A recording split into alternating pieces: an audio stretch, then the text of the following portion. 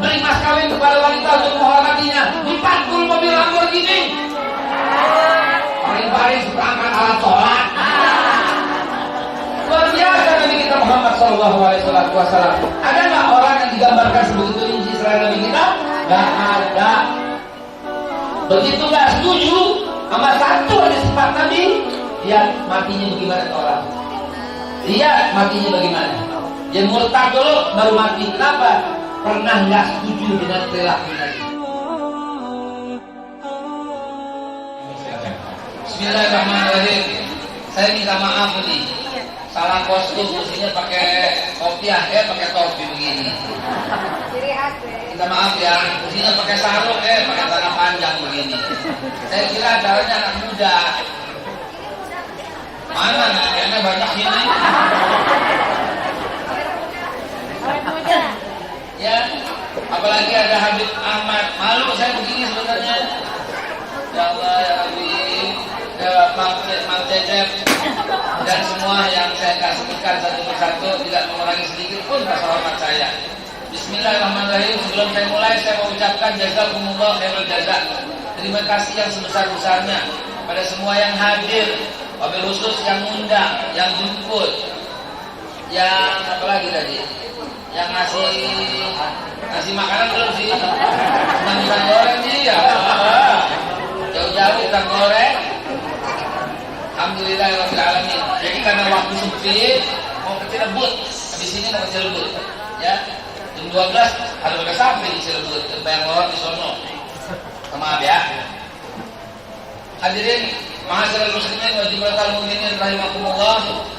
Mari kita mulai. 5 menit aja saya bicara, asal niat ikhlas lillahi ta'ala, gak kepikiran apapun, cuman kepikiran Allah, mengeluarkan semua dalam hati, gak ada apapun kecuali Allah. Itu 5 menit doang, sampai ke hati, sampai menusuk dan bertahan bertahun-tahun. Kalau niatnya bercabang, 2 jam ngomong, besokannya udah lupa ini ibu sekalian. Dari tahun 86 saya ceramah, jadi paham banget. Yang datang banyak, girang itu enggak. Yang datang cuma 10 orang, sedih gitu enggak. Udah terlatih demikian. Sebodoh, yang undang banyak, dikit, masjidnya megah, kecil, musola, tiga, sebodoh. Sebodoh apa namanya? Reketek. Sebodoh ceri, reketek. Gitu ya.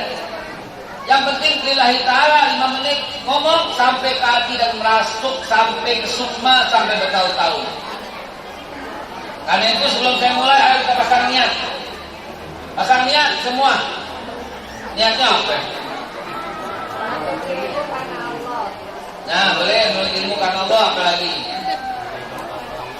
Apalagi selain menuntut ilmu? Betul itu niat.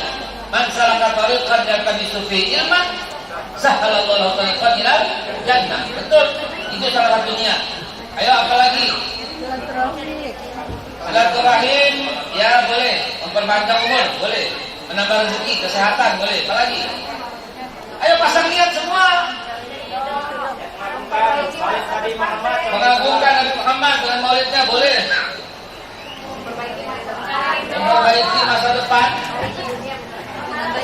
Dagang itu kali. Ilmu, oh iya, dengan ilmu memperbaiki dunia akhirat, ya boleh. Tapi niatnya menuntut ilmu jadinya ya. Ayo apa lagi ke depan? Iya, ujung-ujungnya pasti ridho Allah. Ayo apa lagi? Nuntut ilmu datang ke pengajian itu niatnya beragam, apapun nyampe. Ayo pasang niat sekarang, asal lillahi ta'ala. Jangan ada kepikiran ya gak enak karena diundang, gue datang. Itu gak punya niat namanya. Ngapain datang kemarin? Malas di rumah, bengong. Daripada di rumah, jangan ke majelis taklim. Itu bukan niat namanya, kambing. Ya, ngapain kemarin? Mau foto, mau ustaz. Ya boleh tak. Ngapain kemarin? Ya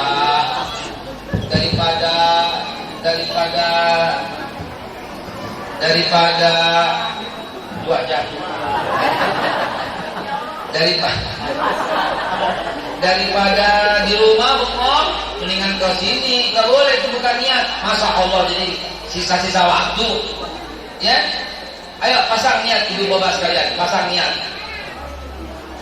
Pasang semantep-mantepnya niatnya apaan? Ngapain kemarin? Karena tetangga kan saya nggak datang kelihatan dong. Ngapain begitu? Nggak boleh. Ayo. Ibadah boleh. Ngapain kemarin? Malas di rumah, ada laki saya, cerewet banget. Itu niat yang paling jelek itu. Niat kabur dari laki. Masa begitu niat ya? Ayo, niat apa? Udah semua? Tes. Sama aja kan? Sama aja kan? Bagus ini. Ini atuh. Saya takut kalau 2 jadi 2 beneran. Baik, ibu sekalian yang dimuliakan Allah, bapak sekalian, yuk kita niatnya silahkan mengagungkan Nabi, mengikuti jejak Nabi, lebih dekat dengan Nabi, menuntut ilmu, mengharap ridho Allah, silaturahim, kenal sama orang dan seterusnya. Kalau ada niat baru saya mulai. A'udzubillahi minasyaitonirrajim. Bismillahirrahmanirrahim. Assalamualaikum warahmatullahi wabarakatuh. Waalaikumsalam warahmatullahi wabarakatuh. Alhamdulillahirabbil alamin wassalatu wassalamu ala rasulil nabiyil karim wa ala alihi wa sahbihi ajmain, amma ba'du. Ayat-ayat tak usah saya bacakan lagi. Tadi Pak Cecep banyak baca ayat, tadi pengantar banyak baca ayat, tadi ibu juga banyak baca ayat. Kecilin dikit kali ya.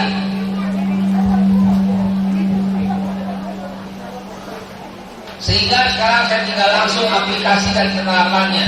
Sejauh mana kita kenal Nabi Muhammad sallallahu alaihi wasallam.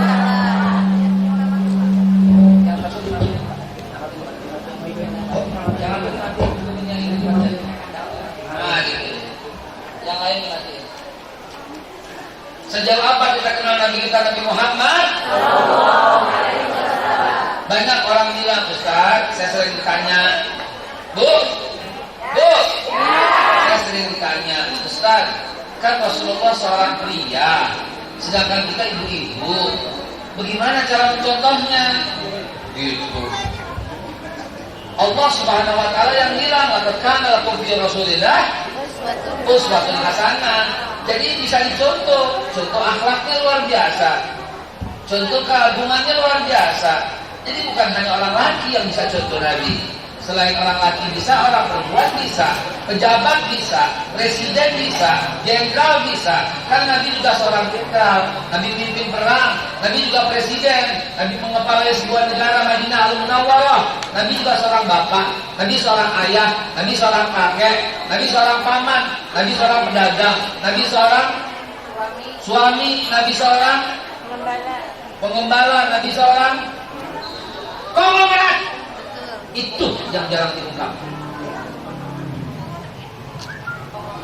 Nabi juga bankir, Nabi direktur bank pertama di dunia, Nabi kepala pegadaian pertama di dunia, Nabi eksportir pertama di dunia, Nabi importir pertama di dunia, Nabi pembuat konstitusi tertulis pertama di dunia. Tahu Nabi. Jadi Nabi bukan hanya sidik, tabligh, amanah, patonah. Ini guru-guru di sekolah selalu bilangin doang, seolah-olah mengkerdilkan, dan cuma segitu Nabi. Saya di rumah punya yayasan, ada 170 anak santrinya sekarang. Saya nanyanya begini, bukan sebutkan sifat-sifat Nabi, udah pasti sidik, tabligh, amanah, patonah. Kalau saya nanyanya, sebutkan sifat-sifat Nabi selain sidik, tabligh, amanah, patonah. Sehingga keluar kreativitas, sehingga keluar kreasi. Lagi pula banyak banget sekarang orang yang cuma separuh ngajinya, cuma sebentar ngajinya, tahu-tahu ceramah dan berkata-kata yang aneh-aneh tentang Nabi. Nabi dibilang miskin. Siapa bilang? Siapa bilang Nabi miskin? Nabi dibilang apalagi menikah dengan janda kaya, pemuda miskin. Siapa bilang? Ini orang-orang seperti ini kurang ajar sama Nabi. Nabi dibilang nggak kurus, Nabi diurus kakeknya doang jadi nggak kurus, Nabi nyolong jambu, kan kurang ajar begini. Ya, hati-hati saudara-saudara sekalian, hati-hati banget menurunkan. Gak bakal turun Nabi diturunkan, tapi orang itu akan menghinakan Nabi Muhammad SAW. Aneh-aneh sekarang ini, gelarnya profesor, tapi aneh pemikirannya. Nah, bila menikah dengan Khadijah masih Kristen, coba bayangin coba. Naudzubillah tsumma naudzubillah. Udah tahu manusia pertama yang masuk Islam di dunia adalah setelah periode Nabi ya, tentu semua Nabi Islam adalah Sayyidatina Khadijah al-Kubra ketika menikah dengan ketika Rasul diangkat sebagai Rasul. Selamat datang Pak Dedi. Mangga. Jadi ibu bapak sekalian dimuliakan Allah, ayo pikirkan. Ayo, saya belum jawab. Belum jawab tadi ibu belum jawab tadi atuh. Selain Siddiq, Tabligh, Amanah, Fatonah, Nabi adalah konglomerat. Selain Siddiq, Tabligh, Amanah, Fatonah, konglomerat, Nabi adalah sifat Nabi. Ada 500 sifat Nabi, ayo cepetan. Pemberani, penyayang, tawadu, bijaksana, penyantun, lemah lembut, sabar, rendah hati, cinta anak yatim. Ayo dari 500 sifat Nabi. Nah begitu baru lengkap sifat Nabi dibuka. Jangan cuma Siddiq, Tabligh, Amanah, Fatonah bertahun-tahun nggak nambah-nambah. Saya katakan tadi Nabi kaya raya, mana buktinya? Saudara sekalian, di zaman Nabi Muhammad itu ya, wanita tidak ada harga, wanita itu benda. Wanita ditaruh di gudang bersama dengan gandum, bersama dengan jagung, bersama dengan bahan pokok. Itu wanita. Pernah nonton film Robin Hood misalnya? Tahu Robin Hood nggak?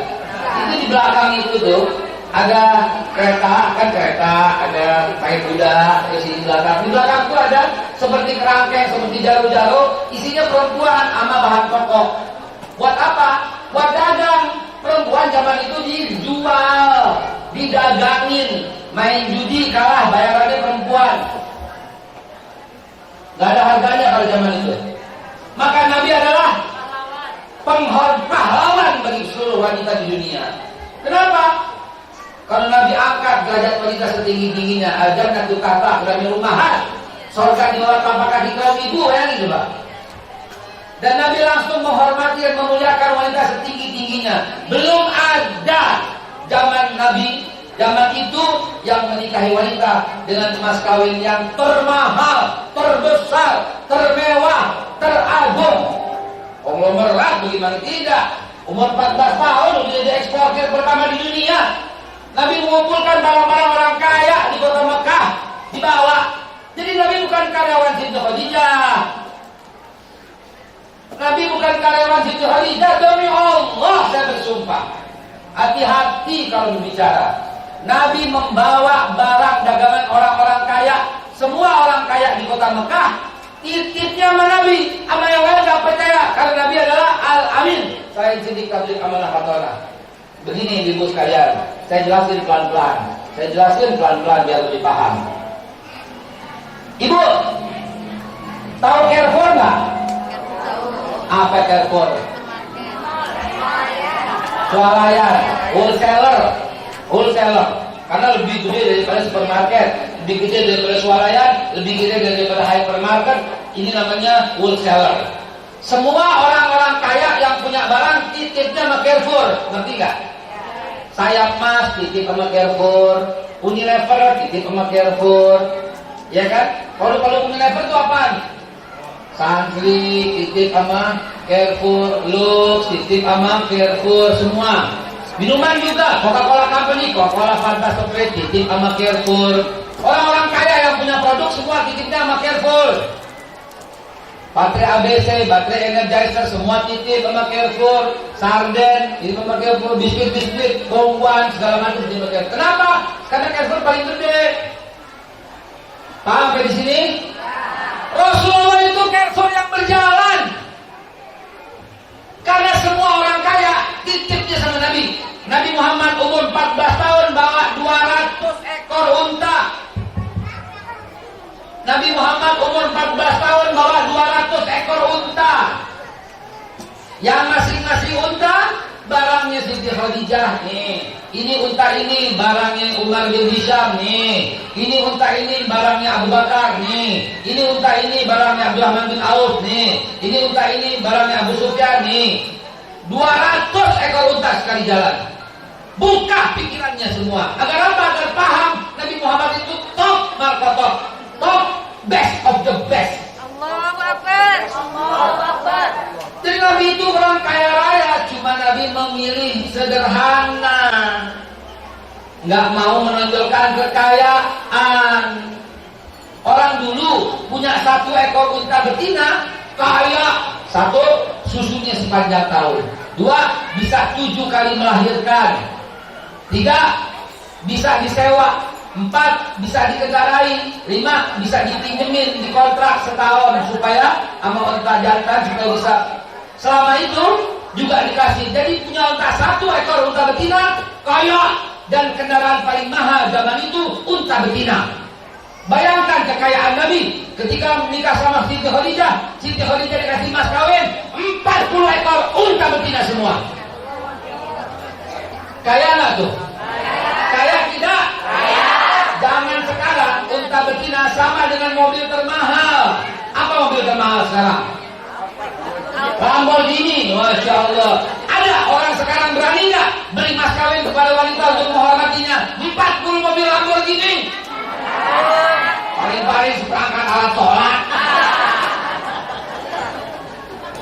Rekor sedunia sampai sekarang tidak ada yang berani memberikan mas kawin lebih banyak dari Nabi. Dan Nabi memecahkan rekornya sendiri pada waktu menikahi Aisyah 512 keping emas. Ayo, berapa puluh kilo itu? Pernah dengar? Bapak-bapak nikah dengan mas kawin 1 kilogram emas. Pernah dengar? Nah, Nabi berapa puluh? 50 kilo lebih, saudara. Jangan macam-macam bilang Nabi Muhammad miskin. Shallu ala Nabi Muhammad. Gak ada tandingannya Nabi kita. Tetapi emas yang diberikan sehari, 2 hari, 3 hari habis. Bagi-bagi orang miskin. Untanya 4 hari doang, 5 hari habis. Bagi-bagi lagi orang miskin.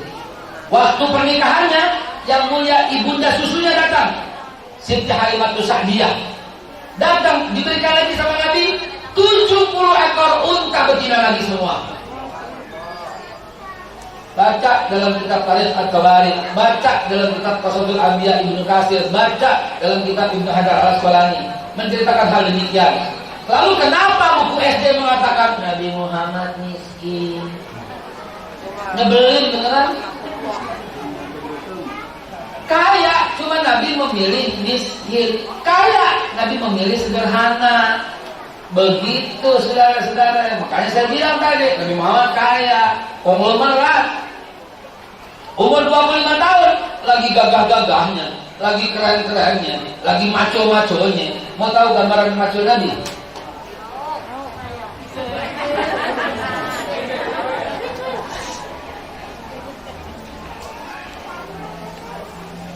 Ada sebuah kitab yang ditulis oleh Imam Tirmizi.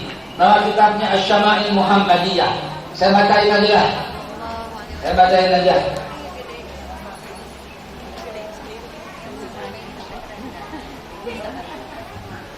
Rasulullah adalah seorang yang berjiwa besar dan berwibawa. Artinya ya, wajahnya cerah bagai rembulan di malam purnama. Beliau lebih tinggi dari orang yang pendek dan lebih pendek dari orang yang tinggi, maksudnya sedang. Beliau berjiwa pelindung, rambutnya bergelombang. Apabila beliau menyisir rambutnya maka dibelah menjadi 2. Beliau bila tidak maka ujung rambutnya tidak melampaui daun telinganya. Rambutnya diisir rapi sehingga tampak sekali bersih. Dahinya lebar, alisnya melengkung bagai 2 bulan sabit yang terpisah. Di antara keduanya terdapat urat yang tampak kemerahan ketika marah. Hidungnya mancung, di puncaknya ada cahaya yang memancar, hingga orang yang tidak mengamatinya akan mengira puncak hidungnya lebih mancung. Janggutnya tebal, kedua pipinya mulus, mulutnya sesuai serasi dengan wajahnya. Giginya kelihatan ini belahannya, artinya nggak ada jigongnya. Ya. Bulu dadanya halus. Bulu dadanya itu menutupi semua tubuh sampai nyambung sampai ke pusar, kata Siti Aisyah. Kata Abu Hurairah, aku tak sengaja melihat Nabi lagi ganti baju. Aku lihat perut Nabi seperti batu yang tersusun dengan rapi, six pack. Subhanallah. Lehernya mulus, tampak bagaikan leher kendi. Bentuk tubuhnya sedang saja, badannya berisi padat, perut dan dadanya sejajar. Tuh, malu gak buat tuh? Dadanya bidang, jarak antara kedua bahunya lebar dan tulang persendiannya besar. Ya, badannya yang tidak ditumbuhi rambut bersih bercahaya. Dari pangkal leher sampai ke pusat tumbuh bulu yang bagaikan garis, halus tipis bagaikan garis bulunya. Kedua, susunya dan perutnya bersih selain disebut tadi. Kedua hasta bahu beliau berbulu halus. Tangan Nabi itu semua berbulu halus. Shallu ala Nabi Muhammad. Kedua ruas tulangnya panjang, tangannya lebar. Kedua telapak tangan dan kakinya lebar, jemarinya panjang. Lekukan telapak kakinya tidak tebal, jemarinya. Jadi kalau menginjak itu ada cekungan. Kedua kakinya licin sehingga air pun tak menempel. Kalau berjalan diangkat kaki dengan tegak. Ia melangkah dengan mantap, berjalan dengan sopan. Jalannya cepat seakan turun dari tempat yang rendah. Bila beliau menoleh seorang, maka beliau memalingkan seluruh badannya. Pandangan mata terarah ke bawah hingga pandangannya ke bumi lebih lama dari pandangan ke langit. Pandangannya penuh makna. Bila ada sahabat berjalan, beliau berjalan panjang banget dan seterusnya. Ya, luar biasa Nabi kita Muhammad SAW. Ada nggak orang yang digambarkan sebegitu rinci selain Nabi kita? Nggak ada. Hafsah binti Umar bin Khattab juga menyaksikan ketika Nabi nggak sengaja lagi buka baju dilihat. Kata Hafsah lain lagi, perut Nabi seperti kertas yang dilipat-lipat kemudian dibuka. Ada begitu-begitunya tuh. Ya, selalu ala Nabi Muhammad. Kata Abu Hurairah, aku melihat ketiak Nabi aku melihat, kata Abu Hurairah, lebih putih daripada rembulan di purnama dan tidak ada selembar bulu pun yang ada di ketiak Nabi. Bandingin gua sama laki lu dah.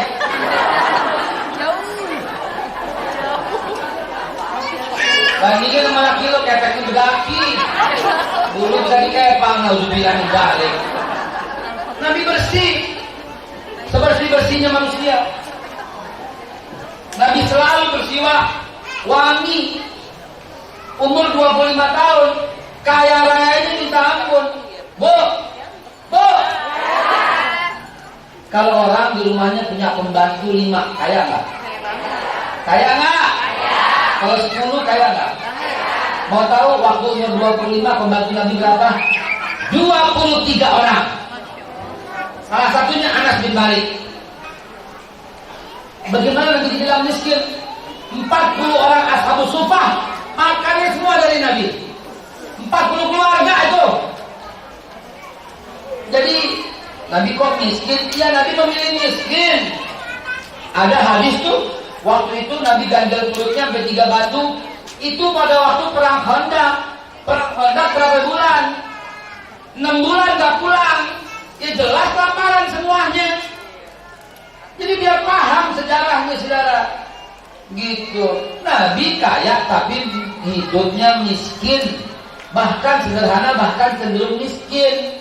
Ada sahabat gak ada baju, dilolosin bajunya. Apalagi Khadijah Al-Kubra. Waktu 6 tahun umat Islam diboikot. Umat Islam 6 tahun diboikot. Gak boleh dagang, gak boleh belanja, gak boleh buka toko. Dihancurin sama orang Quraisy di Mekah. 6 tahun diboikot. Dan akhirnya rumahnya pada dibakar. Akhirnya tinggal di gurun. Berapa keluarga? 73 kepala keluarga. Makannya dari mana? Dari Khadijah Al-Kubra. Sampai habis-habisan Khadijah Al-Kubra. Sampai habis, sampai baju tinggal 2. Satu dijemur, satu dipakai. Barang habis semua, tinggal satu sampai di meja makan tempat Nabi makan. Shallu ala Nabi Muhammad. Kaya raya minta ampun, namun memilih sederhana sampai miskin. Dibebaskan semua budak-budak. Zaman itu budak gak ada harganya, tapi karena Nabi mau bebaskan, ditinggi-tinggiin harganya semua. Nabi bebasin lebih daripada 100 budak, Nabi bebasin semua, saudara. Shallu ala Nabi Muhammad. Jadi lihatlah sejarah Nabi sampai utuh, jangan ada yang kelupaan. Tidak ada satupun orang di Quraisy yang tidak berhubungan duit, yang tidak pinjam uang sama Nabi. Kenapa? Karena beliaulah satu-satunya Al-Amin. Maka tidak berlebihan kalau saya katakan Nabi adalah direktur bank pertama di dunia, bankir pertama di dunia, fund manager pertama di dunia. Setiap orang-orang Quraisy yang keluar kota, dia pasti titip barangnya sama Nabi. Terbukti pada waktu hijrah dari Mekah ke Madinah, di rumah Nabi sampai tidak bisa melangkah, penuh semua barang-barang orang Quraisy yang keluar kota titipnya sama Nabi. Maka tidak berlebihan kalau saya katakan Nabi Muhammad adalah kepala pegadaian pertama di dunia, tapi beliau mengatasi masalah tanpa masalah. Kan kepala pegadaian. Itulah Nabi kita, sesempurna-sempurnanya makhluk yang pernah Allah ciptakan, dan tidak disetir oleh Allah, tidak diatur bagaimana-bagaimana. Enggak, memang beliau mulia. Buktinya ketika ada seorang sahabat yang namanya Abdullah bin Maktum datang, Nabi lebih memperhatikan Abu Sufyan karena waktu bareng, dan ditegur oleh Allah Subhanahu wa taala. Saking cintanya Allah menegurnya halus banget. Tidak kamu bermuka masam, tidak. Abasa wa tawalla, dia bermuka masam. Tuh, Allah sindir Nabi dengan halus karena Allah sangat menjaga perasaan Nabi Muhammad. Ketika Allah memanggil Nabi Adam, ya Adam. Ketika Allah memanggil Nabi Nuh, ya Nuh. Ketika memanggil Nabi Musa, ya Musa. Ya Ibrahim, ya Isa. Tapi ketika memanggil Nabi, ya ayuhan Nabi. Gak pernah dalam Al-Quran Allah memanggil ya Muhammad, tidak ada. Ada waktu sebut namanya, wa ma Muhammadun illa rasul, ada. Muhammadur Rasulullah walladzina ma'ahu, ada. Tapi kalau panggil langsung tidak pernah. Ya Muhammad, tidak ada. Allah memanggilnya dengan halus, ya ayuhan Nabi, ya ayuhan Rasul, ya ayuhan Mudaththir, ya ayuhan Mudaththir. Halus semuanya Allah panggil.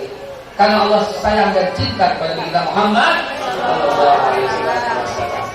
Maka dari itu Bapak Ibu sekalian, Bu Ibu, yang wajib kita cintai satu-satunya manusia di atas suami, di atas orang tua, di atas anak, di atas siapapun adalah Nabi kita Muhammad sallallahu alaihi wasallam. Tidak beriman seseorang lain ahadukum hatta yu'min, sampai mencintaiku lebih daripada mencintai semua. Ya, jadi Ibu Bapak sekalian, mulai hari ini bersihkan pikiran tentang Nabi Muhammad kalau ada yang salah atau ada yang error-error di otak. Kenapa? Karena nggak setuju dengan Nabi, itu bisa mengeluarkan syahadat, bisa membatalkan syahadat kita, saudara. Tidak setuju dengan sifat Nabi, batal syahadatnya. Kenapa? Karena syahadat yang kedua, asyhadu anna Muhammadar Rasulullah, bersaksi. Berarti udah ikhlas menerima apapun yang Nabi sampaikan. Begitu nggak setuju sama satu aja sifat Nabi, lihat matinya bagaimana orang. Lihat matinya bagaimana. Ya, dia berada di luar jalur Islam. Dia murtad dulu baru mati. Kenapa? Pernah nggak setuju dengan perilaku Nabi. Shallu ala Nabi Muhammad. Maka saya pesan dengan hati-hati, saudara. Banyak ibu-ibu sering terlintas di pikirannya. Coba Nabi bininya satu, betul apa tidak? Betul apa tidak? Hati-hati, saudara. Demi Allah yang memegang jiwa ini, apapun yang Nabi lakukan adalah yang terbaik. Wa ma yantiqu 'anil hawa in huwa illa wahyu yuha. Nabi Muhammad gak kepengenan bininya banyak, enggak kepengenan. Sebutkan kepada saya satu saja Nabi melamar wanita selain Hafsah. Sebut. Siapa bisa sebut? Nabi menikah dengan Khadijah karena waktu itu udah 25 tahun, lagi gagah-gagahnya. Wanita mana yang gak tertarik sama Nabi dengan ketampanan yang luar biasa? Itu yang saya bacakan baru secuil. Ini kitab namanya kitab Asy-Syama'il Muhammadiyah. Dari awal sampai akhir semua cerita tentang fisik Nabi. Setiap baca itu menggigil saya, nggak sanggup membacanya. Betapa indahnya makhluk itu. Nabi Yusuf bisa dipandang sampai teriris jarinya. Seganteng-gantengnya Nabi Yusuf masih bisa dipandang. Tanya Abu Hurairah, tanya Abu Bakar bagaimana rupanya Nabi. Apa jawaban mereka? Kami di zaman Nabi hanya mampu melihat Nabi dari jauh. Semakin dekat, semakin dekat, semakin dekat kami menunduk. Tak sanggup kami melihat makhluk Allah yang begitu indah. Menggigil orang melihat wajah Nabi ini. Gak sanggup melihat dari dekat. Nabi Sulaiman bisa dengan bicara hewan, tapi terbatas. Semut, burung, dan beberapa. Rasulullah, semua makhluk, sampai batu mengucapkan Assalamualaikum. Sampai semak belukar, dia merebahkan tubuhnya ketika Nabi lewat.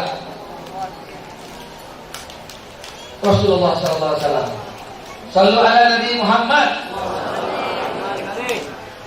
Kita kenal Islam karena Rasulullah. Kita kenal Allah karena Rasulullah. Kita tahu sholat karena Rasulullah. Kita tahu kalimat Allahu Akbar karena Rasulullah. Adanya majelis ini karena Rasulullah. Ibu pakai mukena kayak mau kagak sebenarnya terserah ibu. Pakai karena Rasulullah. Ibu pakai jilbab karena Rasulullah. Kita beradab karena Rasulullah. Kita tahu akhlak karena Allah. Iya pasti karena Allah. Tapi kan nggak langsung. Betul? Kalau langsung pecah belampak tubuh ente. Jangankan ente, gunung. Kalau kena Al-Quran langsung, lau anzalna hadzal Qur'ana ala jabalin la ra'aitahu khashi'an mutasaddian min khasyatillah. Kalau Quran ini taruh di atas gunung pecah, saudara. Jangan berhenti sampai di situ. Pikirkan terus pikirannya. Kalau Quran di atas gunung pecah, berhamburan. Kalau Quran di atas lembah, hancur jadi bubur. Kalau ditaruh Quran di atas bumi, bergeser dari porosnya. Kalau Quran taruh di atas matahari, redup cahayanya. Kalau Quran di atas galaksi, berantakan itu galaksi. Begitu. Kalau Quran ditaruh di atas laut, kering. Qul law kana al-bahru midadan li kalimati rabbi lanafidal bahru qabla an tanfada kalimatu rabbi walau jina bimithlihi madada. Kering itu Quran. Kalau Quran kering itu laut. Kalau pena-pena ini semua lanting-lanting, habis semuanya. Jadi nggak ada yang sanggup menerima Al-Quran. Kenapa? Energinya luar biasa. Tak satu pun makhluk yang sanggup menerima firman Allah, kecuali satu-satunya makhluk yang sanggup menerima Iqra, ialah Nabi kita Muhammad sallallahu alaihi Muhammad. Beliau serap energi itu dan beliau sebarkan ke semua makhluk. Beliau terima Quran itu, beliau serahkan ke semua makhluk, sehingga kita bisa menerima Al-Quran karena Nabi Muhammad. Tidak berlebihan yang saya bilang. Allah sendiri yang menyatakan laulaka ma khalaqtul aflaq. Kalau bukan karena engkau, kalau bukan karena engkau, kalau bukan karena engkau ya Nabi, tidak aku ciptakan langit bumi serta seisinya.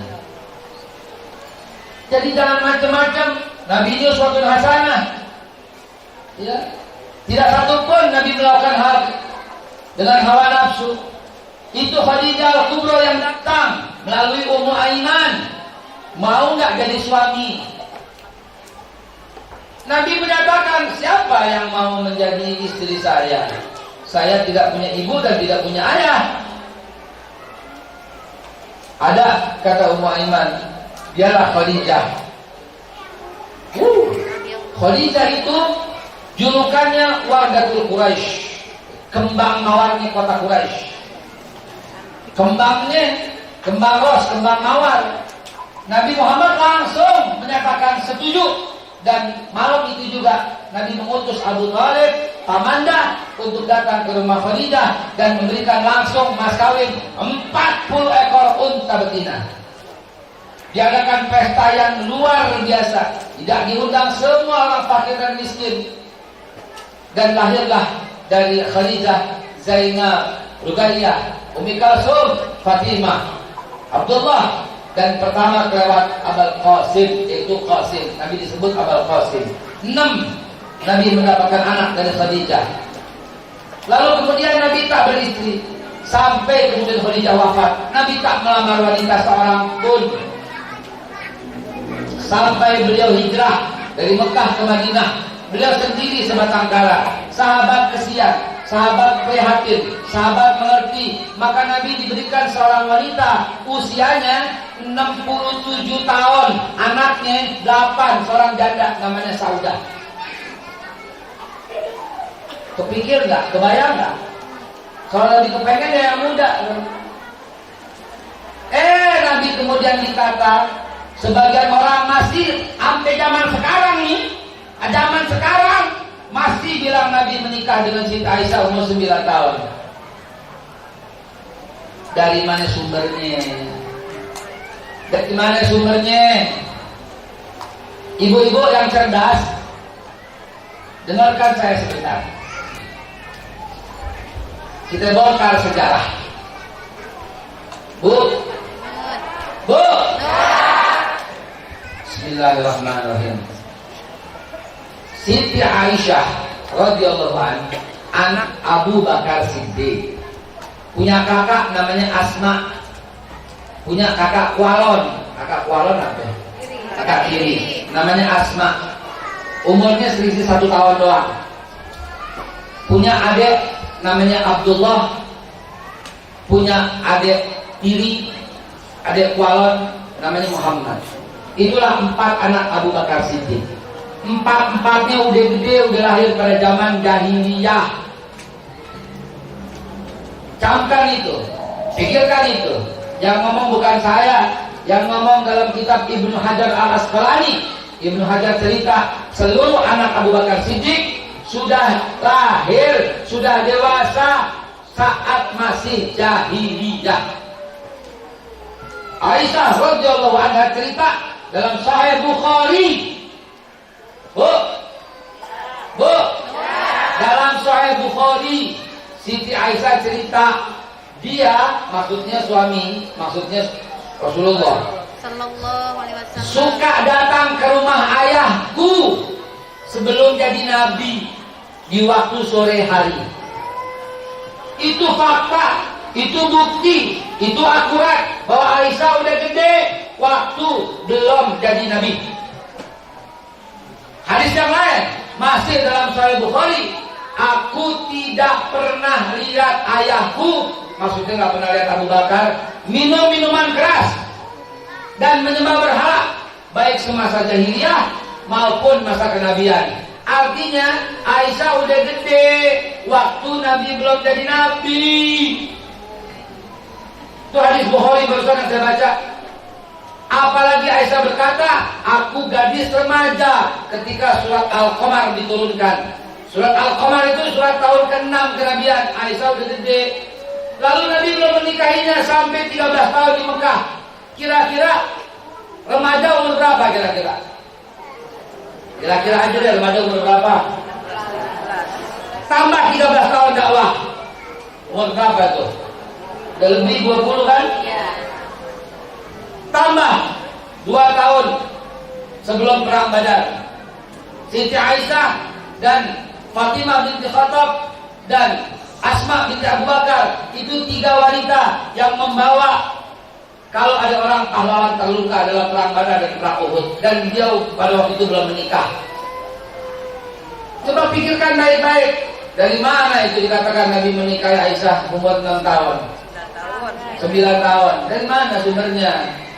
Dari Bukhari, tapi hadisnya ahad, tunggal, satu, bersumber dari Hisham bin Urwah, dan Hisham bin Urwah nggak dipakai oleh para perawi hadis ketika beliau sudah tua, ketika beliau sudah mulai pikun, dan beliau segera sudah pindah ke Irak dari tempatnya di asalnya di Madinah. Saya mendalami ini, saya menulis sejarah soal ini. Nabi uswatun hasanah. Hati-hati kalau umpamanya belum paham, jangan sembarangan mengikut-ikut apa yang kata orang. Ya, baca sejarah yang lengkap, Khalil At-Tabari 26 jilid, hatamin dulu baru ngomong. Ibnu Hajar Al-Asqalani hatamin dulu baru bicara. Ibnu Katsir hatamin dulu baru bicara. Khalid Muhammad Khalid 5 jilid hatamin dulu baru bicara.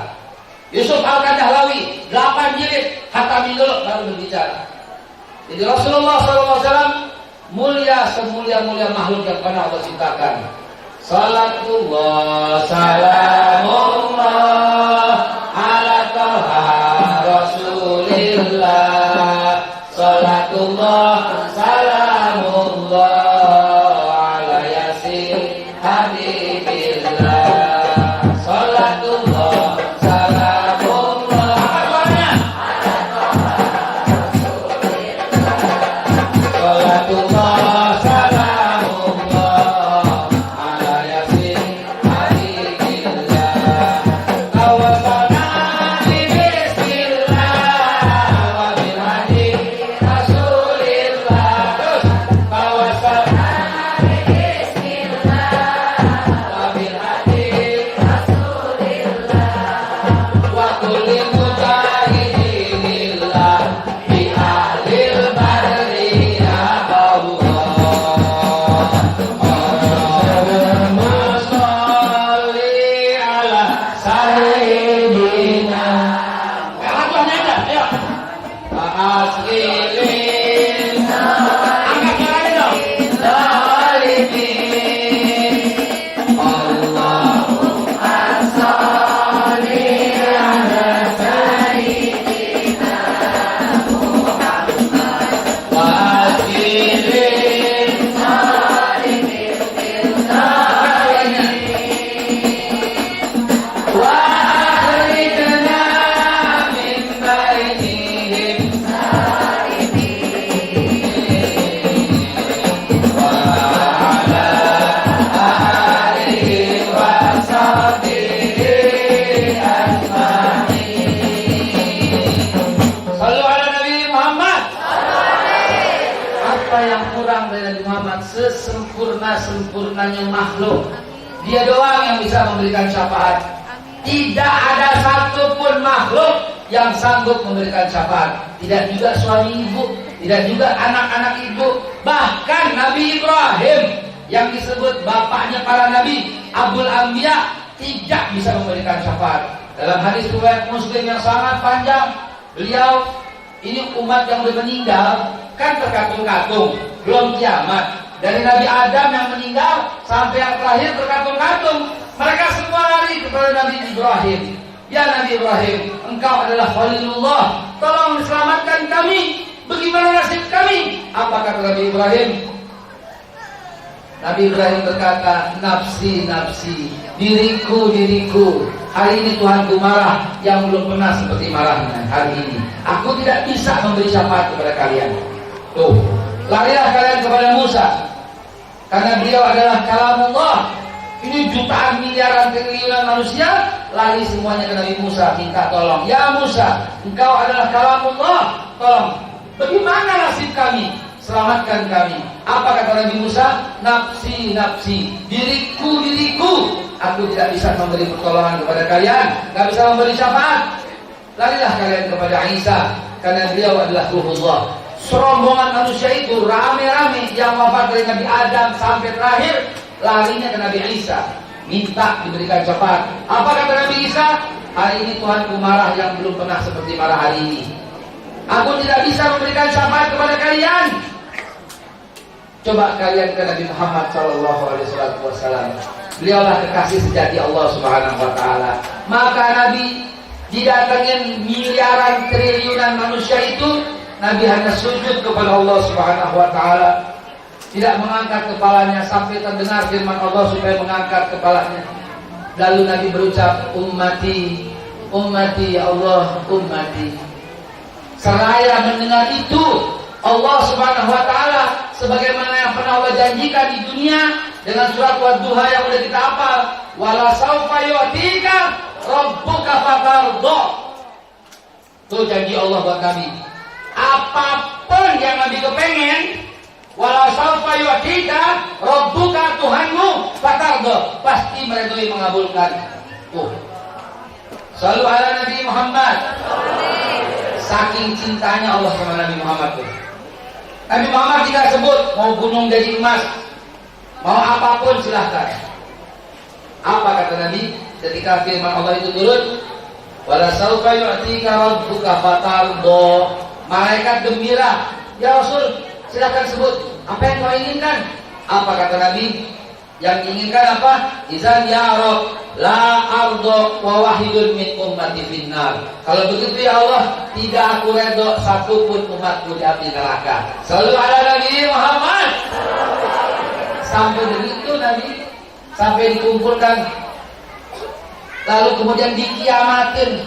Begitu dikiamatin, semua makhluk hilang semua, udah masuk alam akhirat. Alam barzah udah lewat. Semua alam barzah udah lewat. Lalu Allah pertama kali membangkitkan adalah malaikat Jibril untuk membangkitkan Nabi Muhammad. Ketika Nabi Muhammad bangun, seperti bangun dari tidur, diabadikan dalam surat Yasin. Nabi Muhammad bangun. Begitu bangun Nabi Muhammad seperti ngucap-ngucap mata dan berkata, Ayu yaumin hadza ya Jibril. Ini hari apa ya Jibril? Malaikat Jibril menjawab, Hadza ma wa'ada Rahman. Ini hari yang dijanjikan. Wasadaqal mursalun. Apa jawabannya? Ini hari kiamat. Apa kata Nabi? Aina tarakta ummati? Di mana kamu taruh umatku? Selalu ala Nabi Muhammad. Sampai kayak begitu cintanya Nabi sama kita. Maka kalau kita kurang cinta kepada Nabi, sehari semalam kurang daripada 1000, jangan ngaku umat Nabi Muhammad. Ini saya pesan terakhir. Satu hari semalam jangan boleh kurang dari 1000 kali sholawat. Banyak banget. Sedikit itu. 1 jam 1800. 1 jam dengan kecepatan normal. Allahumma shalli ala sayyidina Muhammad wa ala sayyidina Muhammad. Allahumma shalli ala sayyidina Muhammad wa ala sayyidina Muhammad. Allahumma shalli ala sayyidina Muhammad wa ala sayyidina Muhammad. Allahumma shalli ala sayyidina Muhammad wa ala sayyidina. Itu 1 jam 1800 kali. Jangan ngomong cinta sama Nabi kalau tidak bersalawat kepada Nabi Sallallahu Alaihi Wasallam. 1000 minimal sehari. Biar Allah curahkan rahmat buat kita semua. Biar Allah berikan kedamaian, ketentraman bagi negara kita. Karena cuma salawat yang bisa saat ini kita lakukan, doa dan salawat untuk menerangkan. Tahun 64 itu PKI merajalela. PKI masuk ke semua ini tahun 64. Bukan sekarang tahun 64 ya. Tahun 64 tuh PKI ada di semua. Lagu yang populer zaman itu genjer-genjer. Tahu gak genjer-genjer lagu ini gimana? Gak tahu. Belum lahir. Itu lagu paling top, semua orang nyanyiin. Lagu cakap PKI lagi. Itu dinyanyiin semua orang, viral. PKI menyusup sampai Bung Karno pada waktu itu pidato di Senayan. Sumurlah PKI. Lalu PKI masuk ke dalam pemerintah, ustaz ditangkap-tangkepin. Zaman dulu.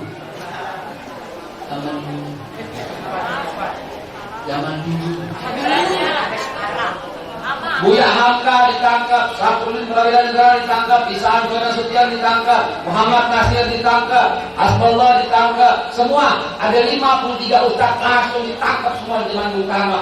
PKI berhasil membujuk pemerintah, lalu Masyumi dibubarkan, dipecah belah. Apa yang bisa menumbangkan itu semua? Tahun 64 digubah sebuah salawat Badar namanya, oleh tokoh NU yang namanya Kiai Ali Masdur. Dengan salawat itu, subhanallah, Allah bikin kocar kacir itu PKI. Belum waktunya berontak, dia berontak. Belum waktunya kecepatan. Koordinasi belum jadi, akhirnya berantakan. Pemberontakan terhadap Pancasila dan UUD 45 gagal total. Tahu lagu salawat itu bagaimana? Tahun 64. Salatullah salamullah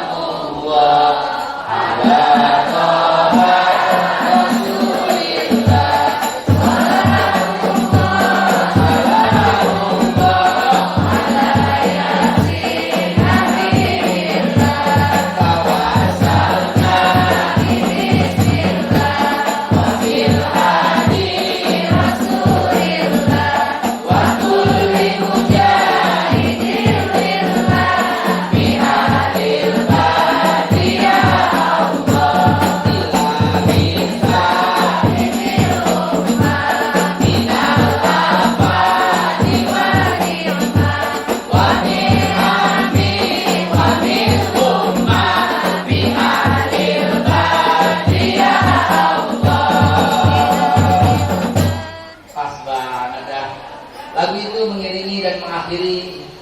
cerita kita tentang Nabi kita Muhammad SAW. Mudah-mudahan pikiran kita terbuka. Nabi adalah segala-galanya. Nabi sebaik-baik makhluk yang pernah Allah ciptakan. Apabila dikumpulkan semua makhluk dari zaman Nabi Adam sampai sekarang, tak secuil pun bisa dibandingkan dengan Nabi kita Muhammad. Ada 500 sifat, tolong pikirin, tolong tulis di bukunya masing-masing. 500 sifat Nabi, tulis semua. Nabi paling lembut, Nabi penyayang, Nabi juga menggembirakan orang, Nabi menggembirakan, Nabi menyenangkan, Nabi paling wangi, Nabi paling bersih, Nabi paling gagah, Nabi paling sehat, Nabi paling top, Nabi paling kuat, Nabi paling top, Nabi paling keren. Terus 500. Baru tutup dengan Al-Amin, Siddiq, Tabligh, Amanah, Batonah. Biar lengkap pengetahuannya. Nabi paling kaya, konglomerat, Nabi berjiwa sederhana, Nabi kaya tapi memilih miskin. Nabi paling sopan dengan wanita. Nabi tak pernah melamar kecuali Hafsah ya. Nabi menikah dengan Aisyah. Malaikat Jibril yang turun sampai 3 hari berturut-turut meminta Nabi nikah sama Aisyah. Hikmahnya, kalau Nabi nggak nikah sama Aisyah, mana kita tahu hadis Nabi. Yang cerita Nabi di kamar siapa? Cerita cara Nabi makan, cara Nabi jalan, cara Nabi bergaul, cara Nabi pakai baju, cara buka baju, cara kamar mandi, cara buang air, semua cerita Aisyah. Itu hikmahnya. Dengan Zainab binti Jahsy, Allah yang perintahkan untuk menghapus sistem anak angkat di Arab pada waktu itu. Dengan Maria Al-Qibtiyah untuk persaudaraan antara bangsa Arab dengan bangsa Mesir pada waktu itu. Persahabatannya kayak begitu, karena Nabi kepala negara. Ya, dengan Habibah, Ummu Habibah anak Abu Sufyan, karena setelah hijrah kembali ke Mekah untuk mengangkat harkat dan martabat Abu Sufyan, untuk menghormati Abu Sufyan, bukan kepengennya Nabi semua. Itu tidak satupun kecuali Hafsah binti Umar bin Khattab yang dilamar sama Nabi, karena tidak ada orang yang mau dengan Hafsah. Pikirkan itu. Waktu Hafsah menjadi janda, Umar bin Khattab nangis. Dan dia datang kepada Abu Bakar, ya Abu Bakar, tolong nikahi anakku Hafsah. Kata Abu Bakar apa? Gak mau. Diam di rumah berhari-hari Umar bin Khattab karena malu anaknya seorang janda. Gak lama datang lagi kepada Utsman bin Affan, wahai Utsman, tolong nikahi anakku janda. Apa kata Utsman? Tidak mau. Berhari-hari nangis. Datang lagi kepada Ali bin Abi Thalib. Umar bin Khattab datang kepada Ali, wahai Ali, tolong anakku janda, nikahi anakku. Apa kata Ali bin Abi Thalib? Gak mau.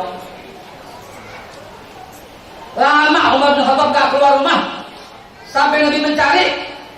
Di mana Umar? Siapa yang lihat Umar? Di rumah ya Rasulullah, lagi nangis gak keluar.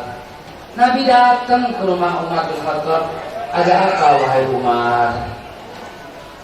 Ya Rasulullah, sahabatku Abu Bakar, aku minta nikahi anakku, dia tak mau. Padahal dia sahabatku. Utsman sahabatku, aku minta nikahi anakku, tak mau. Begitu juga Ali. Alangkah mulianya Nabi, nggak bakal rela lihat sahabatnya berduka. Nabi cuma berkata kepada Umar, wahai Umar, anakmu akan dinikah yang lebih baik daripada Abu Bakar. Umar belum ngerti siapa yang lebih baik dari Abu Bakar di Madinah ini, nggak ada. Sampai diulangi, wahai Umar, anakmu akan dinikah oleh yang lebih baik daripada Abu Bakar. Nangis sejerit-jeritnya Umar bin Khattab. Kenapa? Karena itulah tanda Nabi melamar Hafsah binti Umar bin Khattab. Shallu ala Nabi Muhammad. Tapi bisa menggambarkan kan peristiwa itu dalam kepala ibu sekalian kan? Betapa Rasulullah SAW bertanggung jawab atas semua. Itulah sebabnya sering kita baca, laqad ja'akum rasulun min anfusikum azizun 'alaihi ma 'anittum harisun 'alaikum bil mu'minina raufur rahim. Nabi halus sifatnya. Kalau ada sahabat yang terluka, Nabi lebih sakit. Kalau ada sahabat yang gembira, Nabi baru bisa bergembira. Shallu ala Nabi Muhammad. Saya mohon maaf, gak bisa lama-lama, langsung mau berangkat menuju Cilebut. Ya, Hadinallahu wa alaikum ajma'in. Wallahu muwaffiq ila aqwamit thoriq. Billahi taufiq wal hidayah. Wassalamualaikum warahmatullahi wabarakatuh.